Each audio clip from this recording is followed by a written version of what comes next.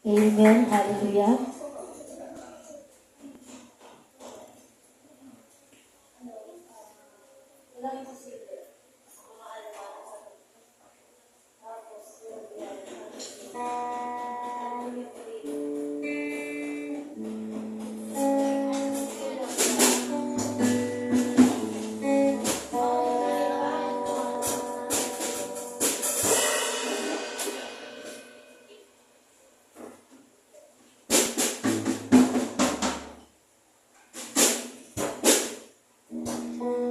Praise God, hallelujah. Sige po tayo po lahat ay tumayo, amen. At tayo na po'y magpupuri sa ating Panginoon. Hallelujah. Sige po, magkira tayo po na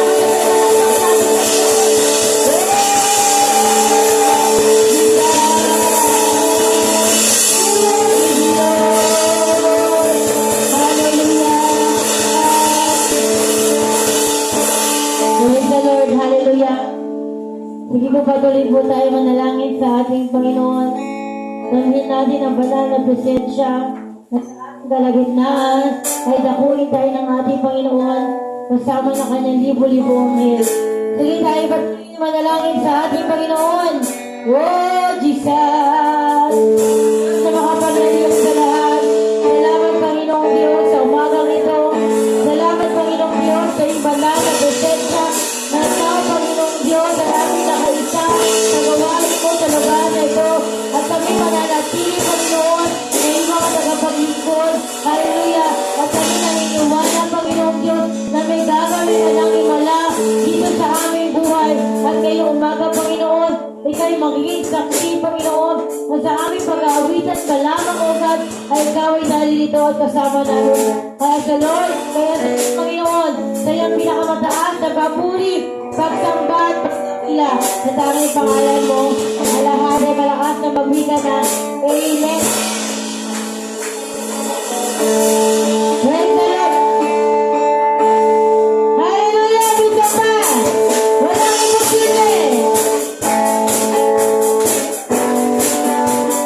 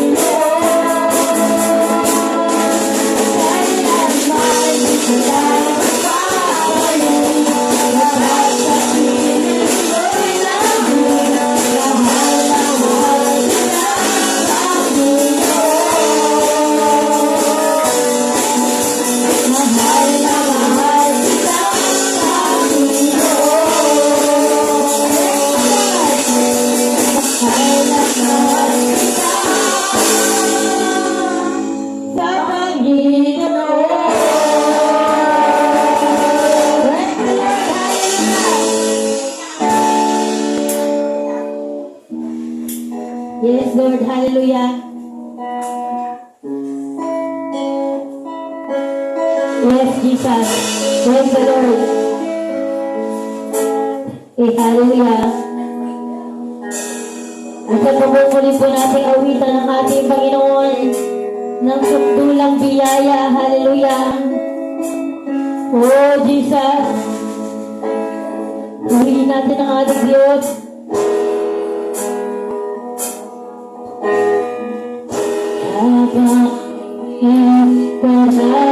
Dapat pagkukulang ng agad ang wagas mo pagsinta.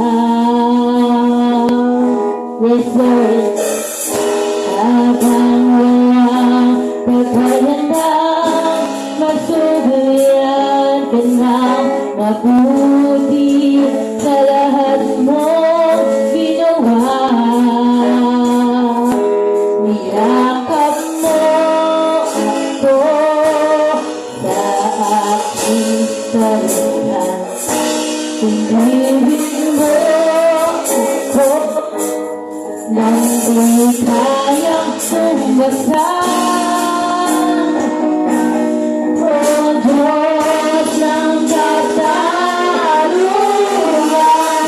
at katwiran na palitin sa di kabaliralang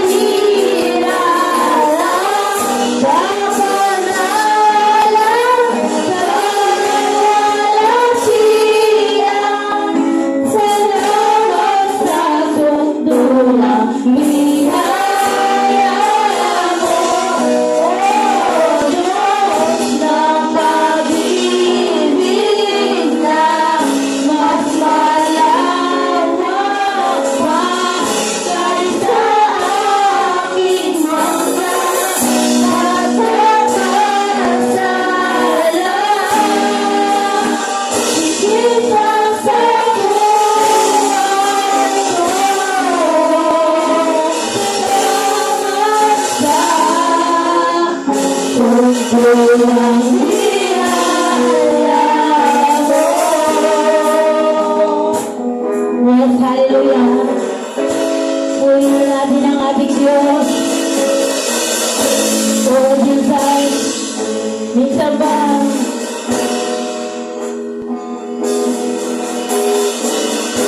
habang hindi ka dapat pagkukulang ng agad ang wagas mo pagsinta. Habang walang pagbayang magsuliat ka ng mabuti sa lahat mong ginawa.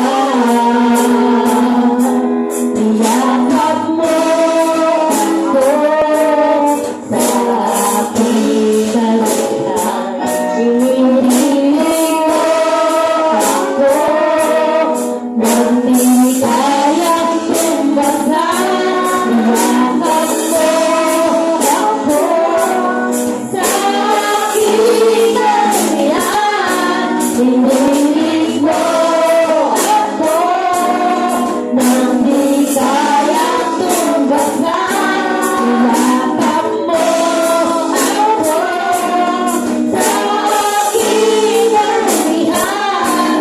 Inihiling mo ako nang di kayang tumbasan. Niyakap mo ako sa aking talihan. Inihiling mo ako nang di kayang tumbasan.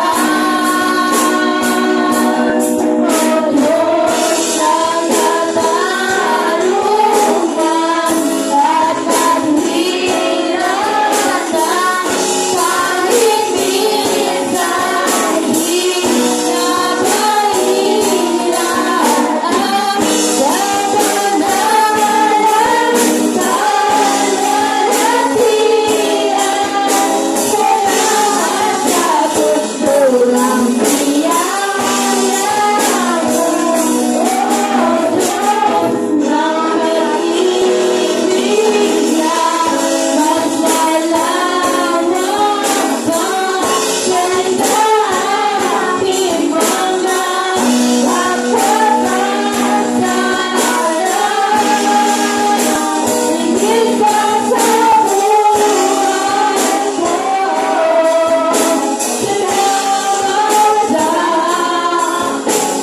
Yes, Lord, hallelujah.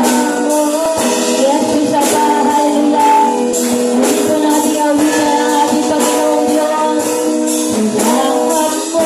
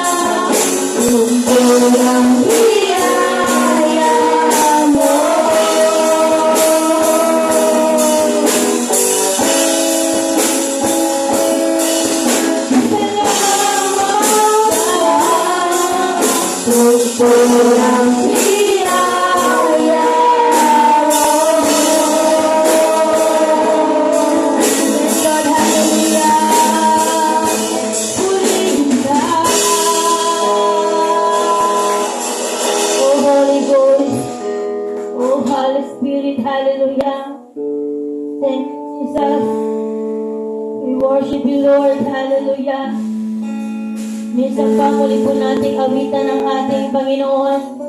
Yes, Lord.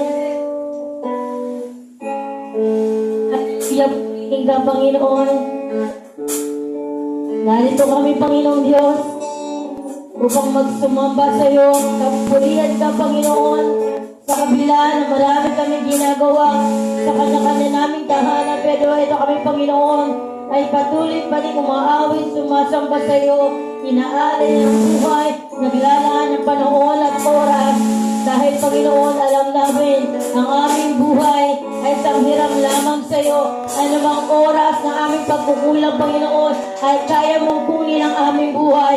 Pero narito kami, Panginoong Diyos, hallelujah, lumalapit, humihingi ng awat habag mo, Panginoon, nakaawaan mo, Panginoon, ang aming nag-iisang kaluluwa. Kung meron mo kami, Panginoon Diyos, nakakaranas ng mga kapighatian, Panginoon, kahinaan, Panginoon, ang salita mo lamang, Panginoon, ang makakapagpalakas sa amin, wala nang iba. Kaya, Panginoong Diyos, sa gabing ito, tanggapin mo, Panginoong Diyos, ang aming alay at handog, alang-alang sa iyo. Pulihin ka lahat, Panginoon. Basta pa muli nating awitan ng ating Panginoong Diyos, ng hallelujah, purihin ka. Praise the Lord.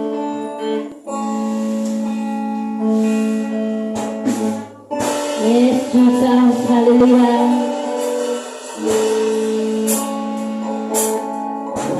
Bawat oras, walang hanggan,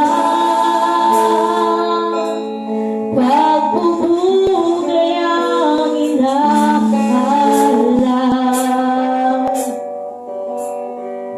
ng mga angel at pinilikha. Isang tindig mo lang na yes, hallelujah. Ganda ng Panginoon, yes, Jesus. Ganda ng Panginoon.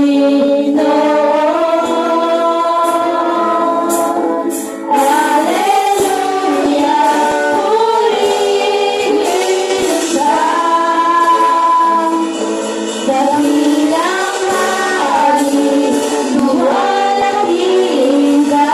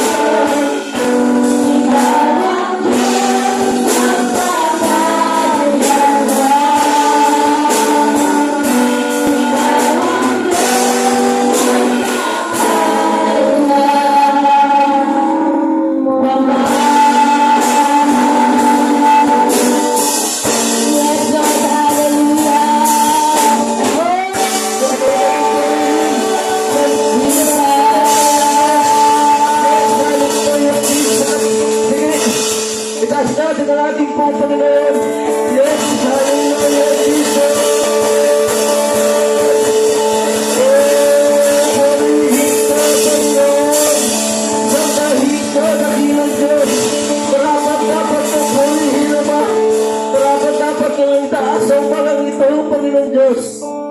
Lord, maraming salamat, Panginoon, sa panibagong buhay, sa panibagong kalakasan na binibigay mo sa aming Panginoon. Lord, lubos kami nagpapasalamat sa inyo. Lubos kami nagpapakumbaba sa inyo, Panginoon Diyos. Lord, wala kami magagawa, Panginoon, kung wala ka sa aming buhay. Hayaan mo, Panginoon Diyos, sa umagang ito, Panginoon, na patuloy mo kaming kasihan, na patuloy mo kaming kukupin ng iyong banal na Espiritu, Panginoon. Hayaan mo, Panginoon Diyos, sa umagang ito, Panginoon. Lord, mga bawat mensahe, mga talata, Panginoon, na lumalabas, Panginoon, at siya, Panginoon Diyos, ang bumukaw sa aming buhay, Panginoon. Lord, gamitin mo, Panginoon, ang aming pastor, Panginoon. Galuyan mo siya, Panginoon, ang iyong kapangyarihan na iyong Ama. Lord, bawat mga mensahe, mga talata, Panginoon Diyos, na lumalabas sa kanyang labi, Panginoon, ay kapapala, Panginoon Diyos, sa mga nakikinig na iyong Ama.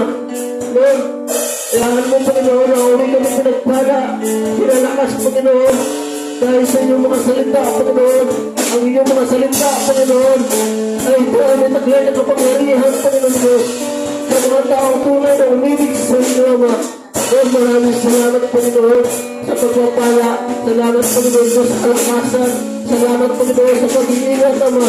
Lord, dalangin namin, Panginoon, na patuloy mo magpala, Panginoon, magpapa sa lugar na ito, Panginoon Diyos. Kailangan mo, Panginoon, na patuloy ka magdako, Panginoon, ang mga bagong mga kapalataya sa gawain na ito, mga bagong libro, Panginoon, upang matulong ka lumawak lumago ang gawain na ito, Panginoon Diyos. Lord, dalangin namin, Panginoon, bawat libro sa gawain na ito ay magkaisa, magtulungan, magkaroon ng kabigatan, Panginoon, magkaroon ng unity, Panginoon Diyos. Lord, maraming salamat, Panginoon Diyos.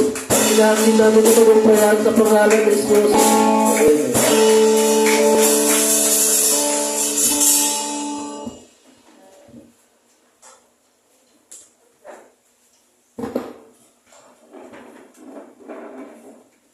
Amen.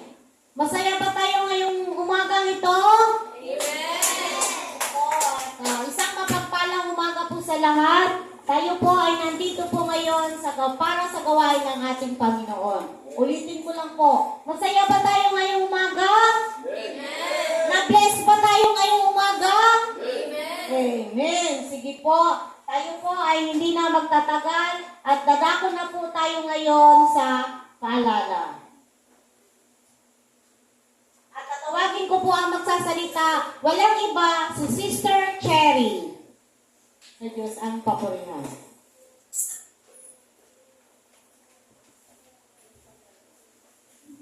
Yes, Lord, hallelujah. Palakpakan po natin ang ating Panginoong Diyos. Yes, hallelujah. Ngayon po ay dadako tayo sa paalala na meron po tayong gawain sa loob ng isang linggo. Ito po ay pinapangunahan ng Miyerkules, 7 to 9 p.m. ng gabi at ganun rin po sa Biyernes. At ang pinakamahalagang gawain po ng ating Panginoong Diyos, ang linggo. 9 to 11 a.m. ng umaga at ganoon naman po 7 to 9 p.m. ng gabi. Ayun lamang po sa Diyos ang pinakamataas sa pag-uwi. Amen! Yun po ang gawain po natin sa isang buong linggo at karagdagang paalala po sa tuwing Sabado po, mayroon po tayong sinasabing morning devotion. Sana po kayo po'y makadalo sa oras po ng 5 to 6 ng umaga. At kung sino po, may mga anniversary po, pwede po kayong dumalo din. After po sa morning devotion natin ng Sabado. Amen? Sige po, dadako na po tayo ngayon sa pasasalamat. Sino po ba ang mayroong nagawang maganda sa ating mga buhay ngayong linggong ito para parangalan natin ang ating Panginoon? Amen? Sino po? Sige na. Huwag kayong mahiya. Sige na. Kasi ibig sabihin sa isang buong linggo, walang nagawa ang Panginoon para sa buhay natin. Ano? LJ. Sige, unahan ko na lang muna. Ako nagpapasalamat sa buhay ko. Siyempre, tulad ngayon, nandito pa rin tayo, nandito pa rin ako. Pagpapasalamat din yun. Kasi tayo, pag tayo nagising sa umaga, na buhay pa, papasalamat pa rin yun. Hindi ibig sabihin na lagi na lang tayong, kung makatanggap lang tayo ng mga pagpapala, doon lang ba tayo magpapasalamat? Hindi. So ako ngayon nagpapasalamat na ako'y nandito pa rin ulit at sumasamba sa aking Panginoon. Wala na po ba? Mayroon pa po ba? Magpapasalamat? Sir Cherry? Sige po. Sige po, dadako na po tayo ngayon sa pangatlong bahagi ng ating gawain. At tatawagin ko po, pagbibigay pala. Ngayon po ba, ready na po ba yung ibibigay natin para sa Panginoon? Amen. So ready na po ba tayo? Amen. So sige po, tatawagin ko na po ang magsasalita para sa pagbibigay. At tatayo po kayong lahat at palagpakan natin, tatawagin natin. Walang iba, ang ating Pastor Jobel Borla. Amen.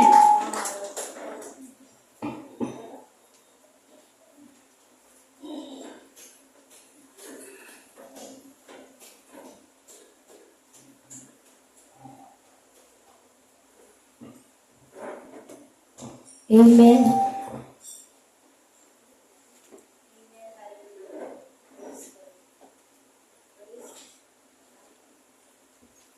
Amen. Hallelujah. Sige po tayo paglahati makiutot. Amen. Maraming salamat po. Amen. Sa umagang ito. Amen. Pwede na po tayo makupo. Praise the Lord. Maraming salamat po. Amen. Sa umagang ito muli. Napagkalooban ulit tayo. Amen. Ng pagkakataon makapagsalita. Amen. Sa umagang ito. At syempre, bago akong amen, magtotoo ay mag-exhort po ng pagbibigay, amen. Nais ko lang po, amen, magpatotoo sa aking buhay. Amen. Kung ano ba yung mga ginawa ng Diyos sa aking buhay, at ano po ba yung mga naranasan ko na panghihina, at ano man yung ginawa ni Lord upang ako po ay mapalakas. Amen. Hindi man halata sa amin. Amen. Ako po ay talaga mula nung 2 weeks na po talaga akong nakakaranas ng panghihina. Pero talaga hindi ko maintindihan talaga. Minsan nagtatalo kami ni Pastor talaga. Na sabi ko, hayaan mo muna ako sa ganitong sitwasyon ko talaga. Pero hindi ibig sabihin, amen, na nanghihina ako, is, mapapawalay po ako sa gawain ng Lord. Hindi po. Yung panghihina ko, hindi ko dapat idinadamay yung gawain ng Lord sa buhay ko. Dahil ang Diyos ang nakakaalam, ang gumagawa, kumikilos sa aking buhay. Dahil yun po yung progress ng Lord sa aking buhay. Alam niyo, Pastor Yan, na talagang nakakaranas ako ng suffering. Umiiyak ako. Amen. Talaga na hindi ko na maintindihan yung sitwasyon ko. Amen Hindi sitwasyon namin. Yung sitwasyon ko, ano bang yung nagiging dahilan? Reason ko kung bakit nagkakaroon ako ng mga panghihina na gano'n. Pero pinaglalabanan ko, amen. Pero sa kabila ng pinaglalabanan ko, amen, yung mga battles na yon, amen, ako'y patuloy pa rin lumalakad sa karya ng ating Panginoon. Dahil pag patuloy ka lumalakad sa karya ng ating Panginoon, anumang battle na meron tayong kinakaharap, amen, ang Diyos pa rin ang magbibigay sa atin ng kapahingahan. At tulad ng ginawa ng ating Panginoong Diyos, sa kabila ng marami akong battle, sa kabila ng nakakaranas ako ng pag-uusig, amen, nagpatuloy ako sa Panginoon, nakinig ako, yung mga taong nagiging dahilan ng aking suffering, amen, nilet go ko kay Lord, amen, nilet go kay Lord, sabi ko, Lord, ikaw na pong bahala sa kanila. Kahit ganito yung pinapakita nila sa amin, ikaw na pong bahala sa kanila. Yun yung nagiging battle sa akin. Kaya sa bawat pagakbang ko, amen, sa gawain ng Lord, amen, pinapalakas ako. Amen, ng ating Panginoong Diyos. At nakakaranas po ako, sabi ko, Lord, tama ka. Iniyak mo sa Panginoon. Yung bagay, iniyak ko sa Panginoong Diyos, sabi ko, Lord, alisin mo to. Ayoko nito, ayoko makaranas ng ganito. Lingkod mo ako, pero bakit ako nakakaranas? Ibig sabihin, pag nakaranas ako ng ganito, mahina akong Kristiyano. Amen. Hindi ako karapat dapat na maging leader, tumayo, at mag-alaga ng mga tupa. Sabi ko kay Lord, Lord, palakasin mo ko. Kasi kung hindi mo magawin, Lord, hindi ako karapat dapat talaga na tawaging leader sa lugar na ito. Mag-i-step down ako, sabi ko kay Pastor. Pag hindi ako karapat na mag-step down ako, pero si Lord pa rin nagpalakas sa akin. Pinalakas ako ni Lord. Hallelujah. Sa kabila ng aking mga nangyayari kahapon, Friday. Amen. Yung kakarampot na financial ko, amen, ibigay pa sa akin ng tatay ko dahil ako nag-asikaso ng senior citizen niya. Inipit ko yun para sa field trip ng anak ko. Hindi ko nga sinasabi kay Pastor yun kasi nga gusto ko makapaghulog ako ng field trips ng anak ko dahil hanggang ngayon, hindi pa rin siya nakakabayad ng field trip. Kaya nagpapasalamat ako kay Lord, binigyan ako ng kalakasan, ipinakita niya sa akin yung mga dakilang bagay na kailangan ng anak, hindi mo dapat ito maranasan. Nakinig ako, amen, sa mensahe ni Bishop. Amen. Sabi ko, Lord, thank you. Thank you at binigyan mo ako ng panibagong wisdom na kailangan ko mapaglabanan. At ngayon ako ay tumatayo ngayon dahil ako merong paninindigan na ang sabi ng Lord, tumayo ka. Ipangaral mo ako sa kalsada. Hallelujah. Hindi mo kaya, pero ang Diyos, kaya ng Diyos. Hallelujah. At ako pinalakas ng ating Panginoong Diyos. Sa kabila ng aming kawalan, hinatitin ang pera ko na 500 pesos na nag-iisa sa aking pitaka. Hallelujah. Ipinagkaloob ko sa gawain ng Lord. Dahil hindi po bihira, sabi ko, Lord, kung ako'y nakakaranas ng ganito, ano pa kaya yung magpastor na mag-anniversary sa lugar ng Binakayan? Ang taas ng pananampalataya nila sa bila na wala silang kapera-pera. 2 days ang anniversary sa Binakayan. Napakaganda ng venue. Kahit nagtutulong ang mga miyembro, kulang pa din. 45,000 po. Hallelujah. Ang venue nila sa isang araw.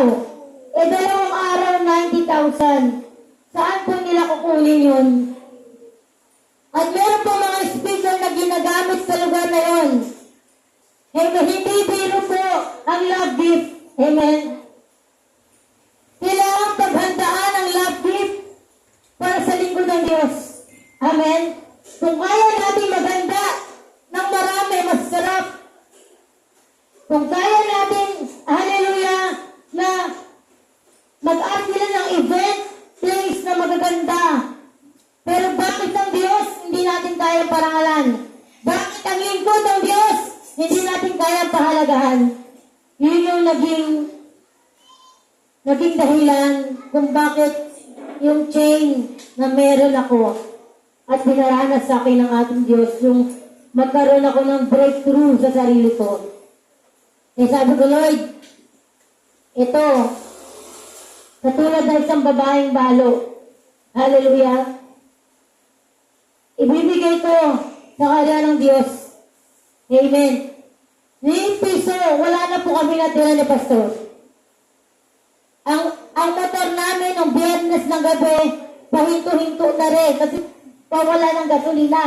Hindi namin alam na makakauwi pa ba kami, makakaabot pa kami dito nung Friday ng gabi. Kasi wala kami dito, hindi kami nangaral. Doon kami talaga, sinakripisyo namin yung gawain dito para lang maparangalan ang Panginoong Diyos dahil minsan lang po mag-anniversary ang bawat simbahan. Kaya kailangan natin tulungan ang kapwa natin mananampalataya, kapwa natin pastor, upang maging successful ang gawain ng Panginoon sa lugar na ito. At syempre, pinalangin din namin, amen, yung mga miyembro na naririto, hallelujah, na maging kaisa sa gawain sa lugar na ito. Tanda po natin, mga kapatid, hindi po kaya ng isang tao lamang, ni pastor, ni pastora, itaguyod ang gawain ng Panginoon sa lugar na ito. Amen po ba? Sobrang ang laki ng bayarin natin. 10,000 ang building natin. Pero magpasalamat kami sa may-ari ng bahay. Ang ginamit pa rin ng Diyos. Binawasan tayo ng 1K, 9K na lang.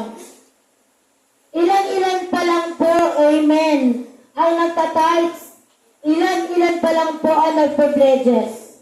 Ako'y nagpapasalamat sa mga lingkod na ito na walang sawa pa rin tumutulong sa gawain ng Lord. Hallelujah. Palakpakan natin ng Diyos. Hallelujah. Tunay po na ginamit kayo ng ating Panginoon. At naniniwala po ako na hindi lang kayo, amen, ang gagamitin ng Lord ay madadagdagan pa po. Hallelujah. Naniniwala ko diyan. Mataas ang pananampalataya ko na madadagdagan pa tayo. Sabi ko nga, pag merong nawala, merong ibabalik sa Diyos na mas higit pa. Palakpakan natin malakas ang ating Panginoon. Kaya tayo po'y manampalataya sa kapangyarihan ng Diyos. Kung meron ka kung ikaw ay nakakaranas ng kahinaan, tandaan mo, ang Diyos lang ang dapat mong lapitan. Ang salita ng Panginoong Diyos, matatagpuan sa Biblia. Basahin mo at ang maging kalakasan mo. Kahit anong encourage ng kapwa mo, kung hindi mo pinakikinggan, walang saysay. Huwag nating antayin na ang Diyos pa ang magpakilala sa ating buhay. Amen po ba? Kaya ang hirap, hindi po madali maging Kristiyano. Totoo lang. Hindi po madali, ang daming battle. Kung kailan naging Kristiyano tayo, kung kailan lumapit tayo sa Lord, dito tayo nakakaranas ng kahirapan. Hallelujah!